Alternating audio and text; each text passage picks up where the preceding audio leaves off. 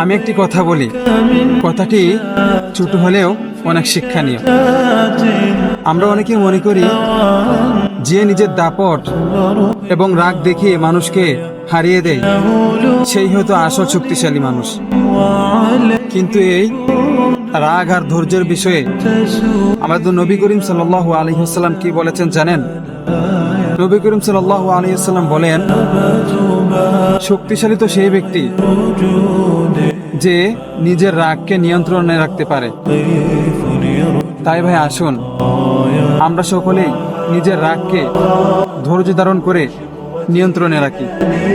যে ব্যক্তি নিজের রাগকে নিয়ন্ত্রণে রাখে সে শুধু নিজে বিজয়ী হয় না, সে আল্লাহ তাআলার কাছেও বিজয়ী হয়ে যায় এবং এই রাগকে নিয়ন্ত্রণের ধারা এবং ধৈর্যের দ্বারা অনেক কিছুকে সহজ করতে পারে। ধৈর্য এমন একটা জিনিস যে এই ধৈর্য ধরতে পারবে তার সামনে অনেক সাফল্য রয়েছে।